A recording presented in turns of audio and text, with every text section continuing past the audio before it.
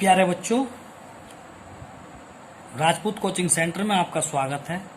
तो देखिए, पढ़ेंगे क्लास 9 10th के बच्चे मैथ्स पढ़ेंगे 29 सितंबर पेज 99। 13वां क्वेश्चन पढ़ेंगे आप। 13वां क्वेश्चन है, आकृति में एक चतुर्थांश ओ पी बी क्यू, नीचे देखेंगे ओ पी बी क्यू के अंतर्गत एक वर्ग है। अब इसके अंदर एक वर्ग है, ये area O A B C एक वर्ग है, ठीक है। ओ ए बी सी बना हुआ है। यदि ओ ए बराबर 20 सेमी हो तो छायांकित भाग का क्षेत्रफल ज्ञात करेंगे। कहने का मतलब ओ ए केवल यहां से यहां तक की जो दूरी है वो 20 सेमी दी हुई है, तो छायांकित भाग का क्षेत्रफल ज्ञात करेंगे। पाई की जगह 3.14 लगाना है, ठीक है। हल, वर्ग ओ ए बी सी की भुजा कितनी दे रखी है? 20 सेमी दे रखी है, ठीक है। इसकी जो भुजा दे रखी है वो 20 सेमी दे रखी है। तो वर्ग का विकर्ण कैसे निकलेगा? वर्ग के विकर्ण का जो सूत्र है भुजा रूट 2 है, ये वाला। हमें ये पता चल जाएगा तो इसकी त्रिज्या पता चल जाएगी चतुर्थांश की, तो इसकी त्रिज्या का पता लगाना बहुत जरूरी है, ठीक है। ये वाली जो दूरी है, तो ये क्या है? ये वर्ग का विकर्ण है। वर्ग की भुजा 20 सेमी है, वर्ग का विकर्ण ज्ञात करना है, तो वर्ग का जो विकर्ण होगा वो भुजा रूट 2 होगा, यानी कि 20 रूट 2 सेंटीमीटर। यानी कि ये बन गई चतुर्थांश की त्रिज्या, बन गई विकर्ण। विकर्ण कितना है? 20 रूट 2। तो ये आ गया आर बराबर हो गया 20 रूट 2। तो चतुर्थांश का क्षेत्रफल आप आराम से निकाल सकते हैं। चतुर्थांश का क्षेत्रफल उठता है 1/4 पाई आर स्क्वायर। 1/4 पाई का मान ये लग गया आर स्क्वायर 20 रूट 2 20 रूट 2, ठीक है। इस प्रकार से तो 1/4 3.14 20 की गुणा हो गई 400 रूट 2 की गुणा हो गई 2, ठीक। तो देखिए इसके 2 जीरो से पॉइंट हट गया, तो ये हो गया 314, ठीक। 314 4 रह गया, गुणा 2 और बटे 4 से 4 कट गया, तो ये रह गया 628 वर्ग सेंटीमीटर। ये किसका क्षेत्रफल आया? चतुर्थांश का क्षेत्रफल आया। इसी प्रकार से आप करेंगे वर्ग का क्षेत्रफल। तो वर्ग का क्षेत्रफल कितना है? भुजा की घात 2, और वर्ग की भुजा कितनी दी है? 20 सेंटीमीटर, यानी 20 का वर्ग। और जब आप 20 का वर्ग करेंगे तो 400 हो जाता है, वर्ग सेंटीमीटर है। छायांकित भाग का क्षेत्रफल कितना है? चतुर्थांश के क्षेत्रफल में से वर्ग का क्षेत्रफल घटा दीजिए। आप देखेंगे चित्र पे जाकर देखिए, ये है चतुर्थांश, यहाँ से यहाँ तक का पूरा ये चतुर्थांश होता है। तो पूरे चतुर्थांश के क्षेत्रफल में से वर्ग का क्षेत्रफल घटा देंगे तो ये छायांकित भाग रह जाएगा, ठीक है।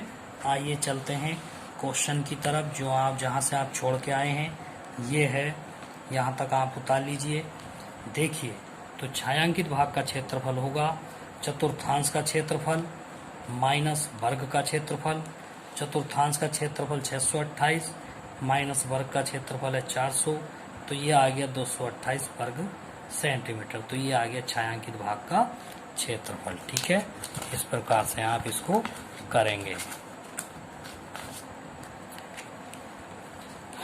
नेक्स्ट क्वेश्चन है आपका 14वां क्वेश्चन है,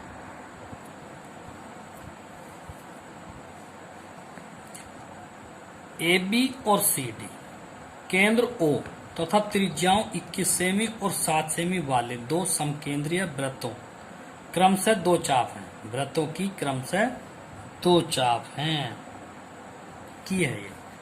तो कैसे हैं ये देखिए, ये तो चित्र भी पूरा नहीं आ रहा स्क्रीन पे। O केंद्र वाले ए बी व सी डी, O केंद्र वाले किसी वृत्त की 2 चापें हैं, एक ये वाली और एक ये वाली। इस प्रकार से है, 2 चाप हैं। यदि कोण ए ओ बी कितने अंश है? 30 अंश है, तो छायांकित भाग का क्षेत्रफल ज्ञात करना है।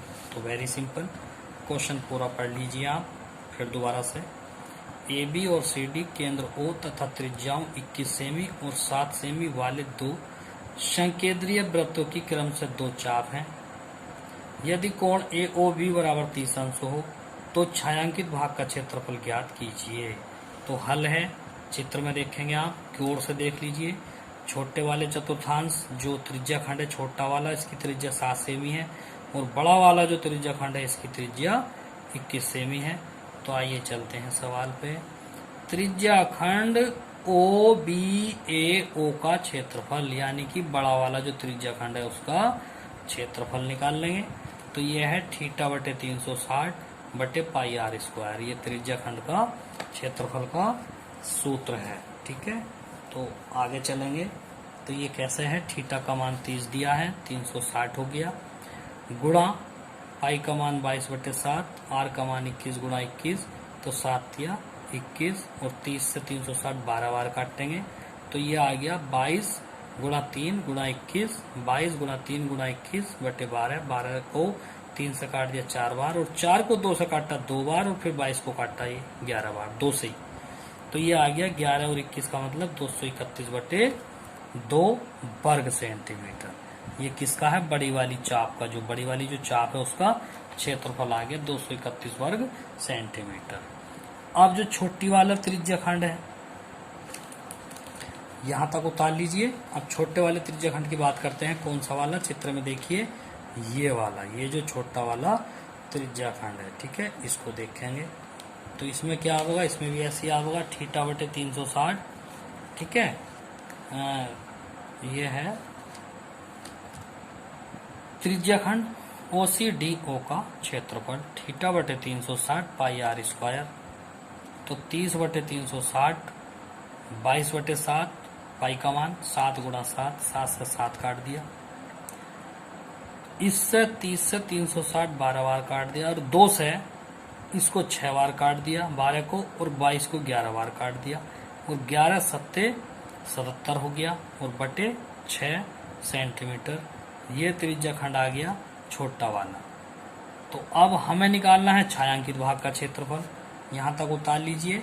अब हम पीछे को चलते हैं। देखिए, अब हम त्रिज्या खंड का दोनों का क्षेत्रफल हम निकाल चुके हैं, तो हमें छायांकित भाग का क्षेत्रफल ज्ञात करना है।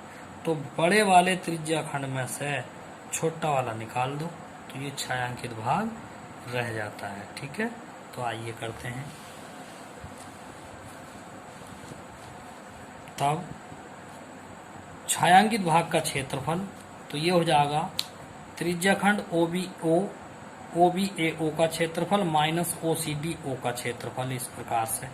तो इसका जो क्षेत्रफल आया 231 बटे 2, माइनस इसका क्षेत्रफल आया 77 बटे 6, 6 को ले लिया लघुत्तम, तो 2 तिया 6, तो 3 से इसको गुणा कर देंगे, 3 ही का न 3, 3 तिया 9, 3 दूनी 6, 77 इसमें से घटा देंगे, तो 616 बटे 6, यानी कि 2 से फिर काट दो, 2 तिया 6 और 2 तिया 6 और 0 लगा दो, 16 उतार लो, 2 अट्ठे 16 हो गया।